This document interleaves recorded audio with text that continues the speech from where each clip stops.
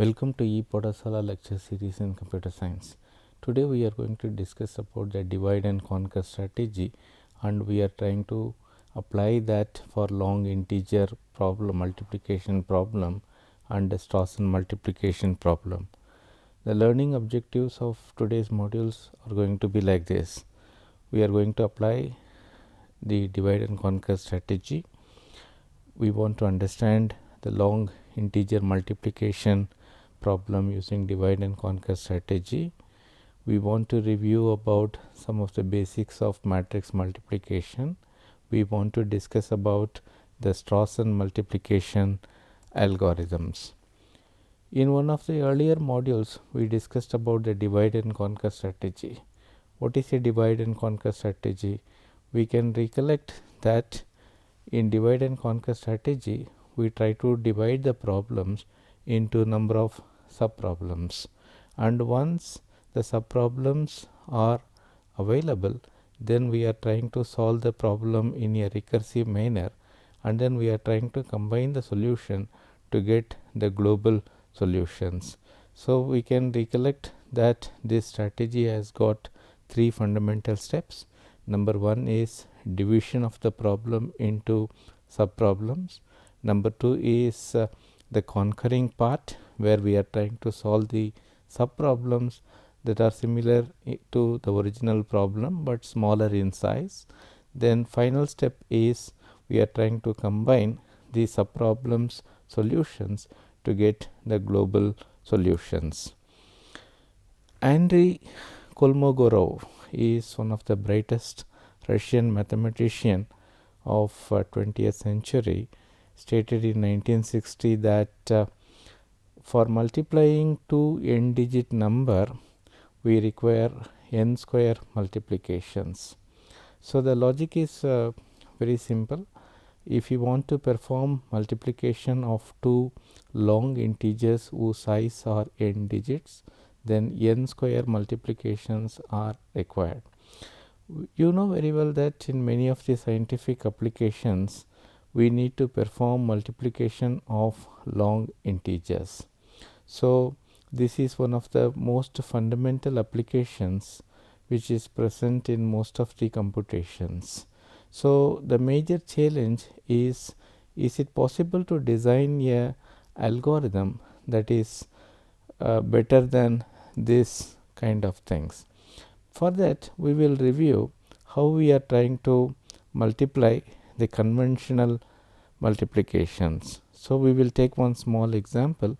So we can say if we want to multiply 123 by 12, the conventional multiplication goes like this.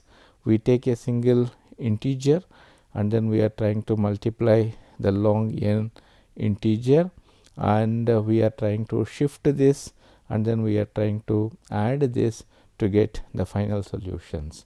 This kind of multiplication can be done for binary multiplication also. For example, if you want to multiply the binary of 2 and 3, you can see that the binary representation of 2 and 3 is written, and the conventional multiplication is done by taking the n digit number and multiplying with every digit, and then finally the sequence is shifted and finally it is added. So we can see very well that the total time required is order of n square. In short, we can come to a conclusion like this. In integer arithmetic, if you want to add two n bit integers, so we require order of n bit operations, and similarly if it is in the case of multiplications, we require order of n square operations. So the major challenge is it possible to reduce the amount of computations? Here only we encounter one of the most brilliant Russian student called Karatsuba. So after Kolmogorov announced that at least n square multiplications are required for multiplying two n digit integers, Karatsuba said it is possible to multiply two n digit numbers with n power log 3 multiplications. He used the divide and conquer strategy to accomplish this, and this algorithm became very famous, called Karatsuba multiplication algorithms. So now we are trying to apply the divide and conquer principle for achieving this particular noble objective. So as we can recollect, the divide and conquer strategy involves steps like divide, where the problem is divided into number of subproblems. Second step is conquering part, where the subproblems are solved in a recursive manner, and finally the solutions are combined in the third step. So now we are trying to apply the same strategy for this. So here we are trying to take the n element sequence, and then we are trying to divide that into two subsequences of n by 2 elements each. Then we are going to multiply the subsequences in a recursive manner, and finally we are going to combine these two multiplied subsequences appropriately to produce the final answer. So we will take one simple numerical example to illustrate the approach that is used by the Karatsuba. So let us assume that we want to multiply two numbers u and v, and let us assume that u is equal to 78 and v is equal to 33. So the logic is very simple. So we are trying to divide this problem into subproblems. So I am trying to depict the 2-digit number like this. So that means what I am going to do is I am going to divide this u in terms of x and y. So that means 78 can be expressed as 7 into 10 plus 8, and similarly v equal to 33 can be expressed as 3 into 10 plus 3. So now you can see very well, if I want to multiply u and v, so I have to multiply this polynomial to get the final answer. In short, in general, I can express u equal to x into 10 plus y and v equal to w into 10 plus z. So now if I multiply these two things, you can see very well it becomes something like xw multiplied by x square plus 10 into yw plus, we can see very well, 10 into xz plus yz. Upon simplifying these expressions, we are getting an expression something like this. So now if you substitute the value of x and w into this particular expressions, we can come to a conclusion that the multiplication of these two number is going to be 2574. So the logic is very simple. So given a integer of size n, what we are going to do is we are going to divide that into two subsequences of size n by 2. So that means any number u can be expressed in terms of x and y, which is suitably adjusted by the factor of 10. So here you can see very well m is going to be n plus 2. Like we said in the previous case, 23 is nothing but 2 into 10 plus 2. We can come to a conclusion that any integer can be expressed like this. So once we have these two polynomials, then the long integer multiplications is reduced to a sort of expression like this. Fine. What is the crunch here? The crunch here is how many multiplications are required to perform this. So you know very well multiplication by 10 will not cause a problem because 0 can be appended appropriately. So the actual multiplication required is this. So that means you can see very well it is xw and yz and wy and yz. So that means you can see very well 4 multiplications are required for this. So, informally we can put an algorithm for this. Informally the algorithm is going to be like this: divide the long integers x and y, then express the long integers as polynomials, then try to reuse and combine the terms to get the product of the long integers, and finally return the results. So, you can see very well there are 4 multiplications are required and 3 additions are required. So, what is the complexity analysis for this? So, you know very well in divide and conquer, the recurrence equation always involves the division and combinations. So, using this we can come to a conclusion that T of n is going to be 4 multiplications are required for this, and this problem involves the division of size n by 2. So, the recurrence equation is going to be T of n is equal to 4 T n by 2, and the initial condition T of 1 is going to be 1. So, in one of the earlier modules we discussed how to solve these recurrence equations. So, if you apply those techniques we can come to a conclusion that this is going to be order of n square. So, that means now we can come to a conclusion that the brute force approach for solving this problem involves n square multiplication, and the introduction of the Karatsuba also yields the same complexity of n square. So, what is the gain in this particular process? So, here where the mastery of Karatsuba is coming into picture. What he has done is he has reduced the 4 multiplication to 3 multiplication, so that a faster algorithm can be designed. So, the idea of Karatsuba is taken from the Gauss idea. So, the Gauss idea probably you might have studied in your school. So, that means you can see very well if you want to multiply two complex number, that is a plus bi and c plus di. So, you can see very well in the conventional manner.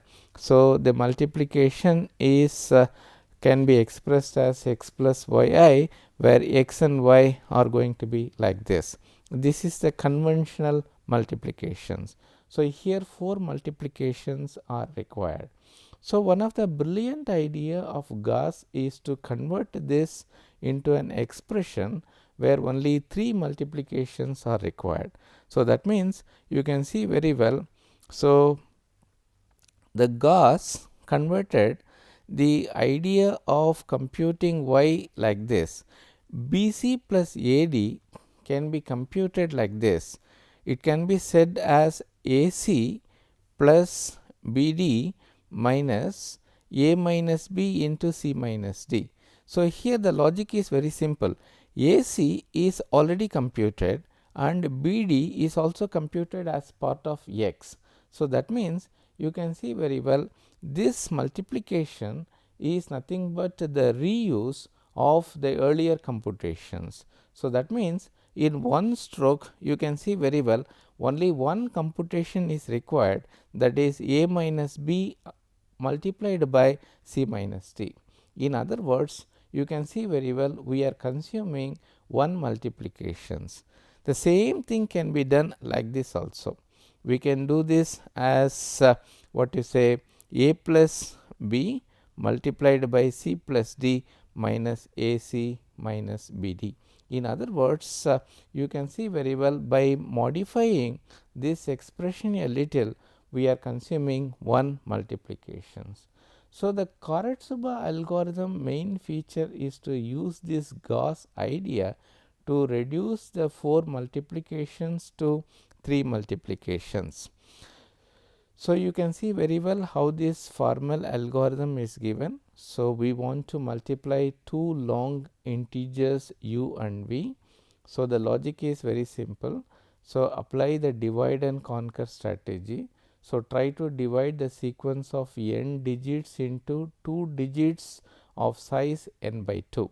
So, that means now the u as well as v can be expressed in terms of 10 into n by 2 x plus y, and similarly v can be expressed as 10 power n by 2 w plus z.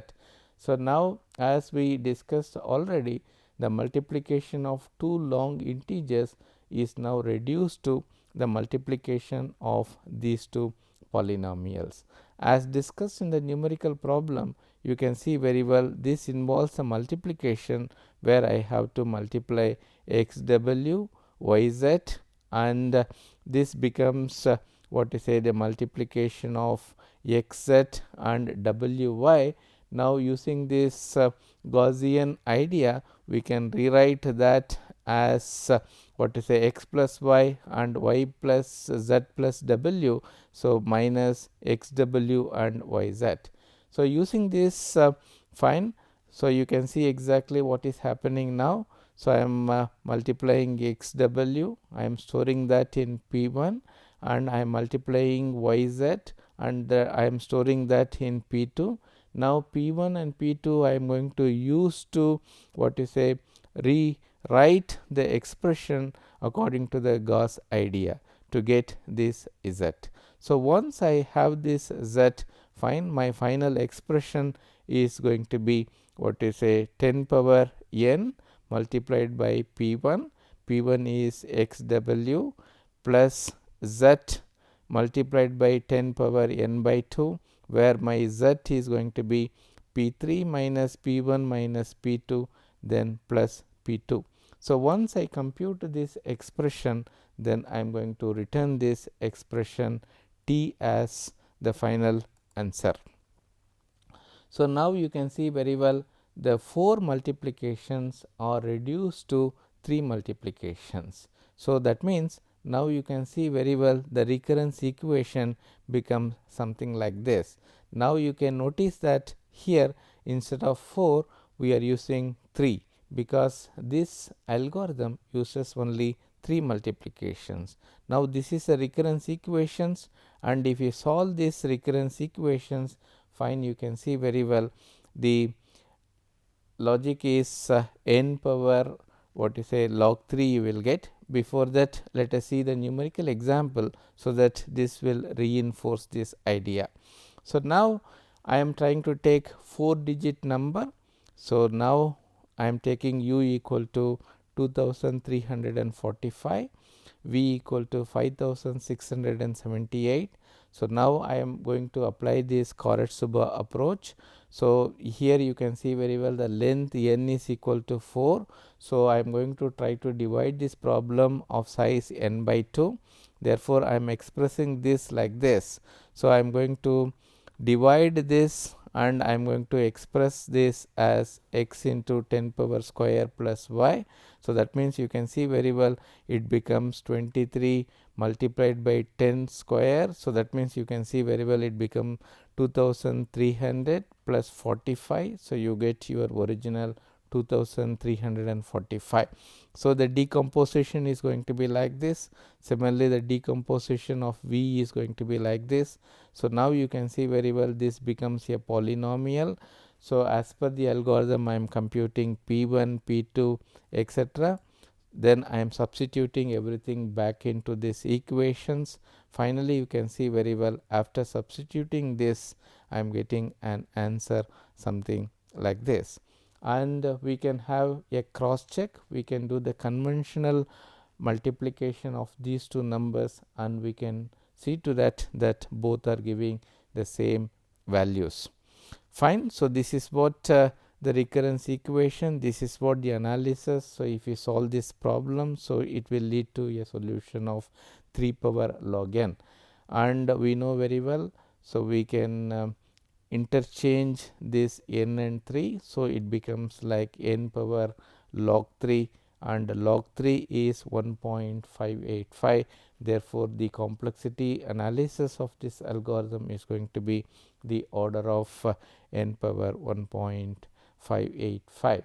So, we can easily say that by comparing this with our original order of n square, that this is the most effective algorithms. So, in short, I can summarize like this. Karatsuba method uses the divide and conquer.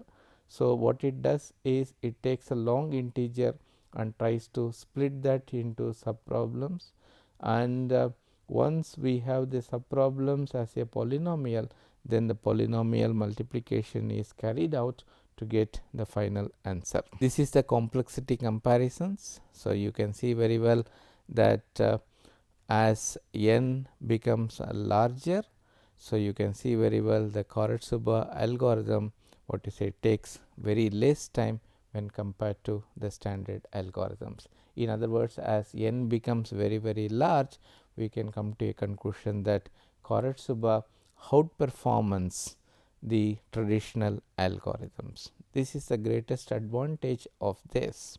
The same idea can be extended for matrix multiplication also. So, the conventional matrix multiplication takes order of n cube, and one person called Volker Strassen, who is also happens to be a German mathematician, what you say, has written, has proposed an algorithm for what you say, outperforming the conventional algorithms. That algorithm is called the Strassen matrix multiplication algorithms. Fine. Matrices is one of the important aspect of mathematics. In many scientific applications, the matrices are used. In fact, in larger image and video applications, we use matrices in a very exhaustive manner.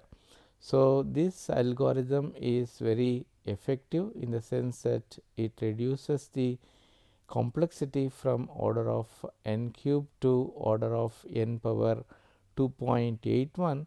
So, by reducing this, it fastens many of the applications. Let us review how the conventional matrix multiplication is done. So, the conventional matrix multiplication for 2 by 2 matrices is shown here. So, this is matrix A of size 2 by 2. This is the conventional matrix B of size 2 by 2, and if I am multiplying these two, I am getting the matrix what you say C. So, you all know how the matrix multiplication is carried out. So, we are taking the entire row of one matrix and one column of another matrix. By multiplying this, we are getting the resultant term C11. So, by repeating this process, so all the elements of the matrix C is computed. This is the conventional algorithm. You can see very well we have 3 variables I, j and k.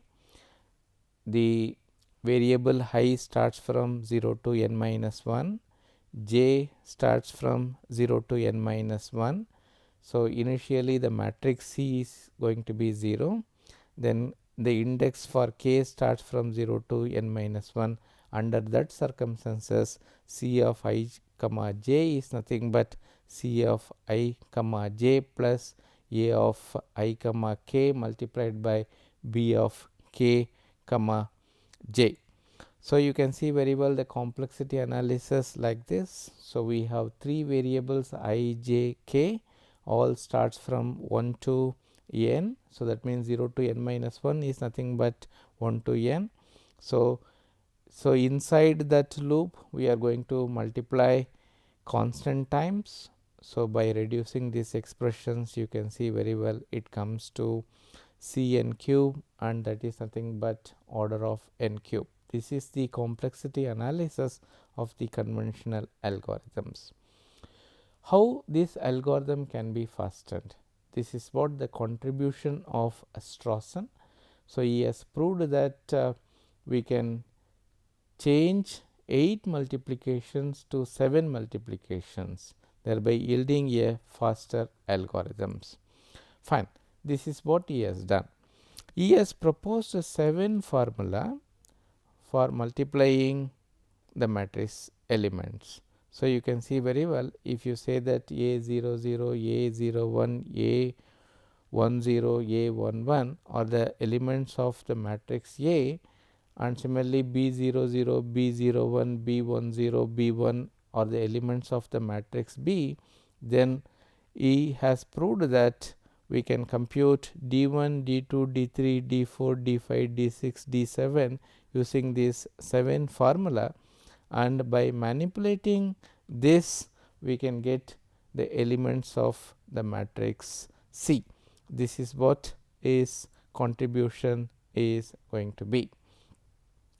How he has arrived at this conclusion is virtually unknown, but we can see exactly that how it really works.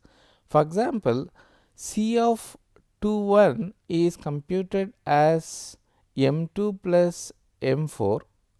Then you can see very well, if M4 is this, then you can see very well by manipulating this we can see to that we are getting the same result as the original. So, the logic is very simple.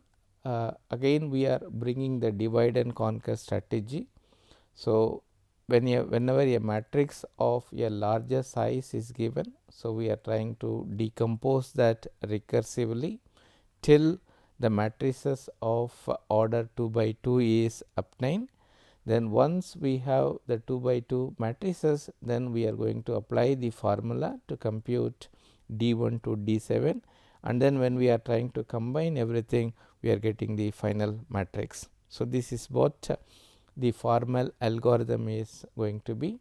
So, now you can see very well the input are n, the matrices A, B, D is going to be the intermediate variable. So, now in the algorithm you can see very well we are checking the size of the matrices.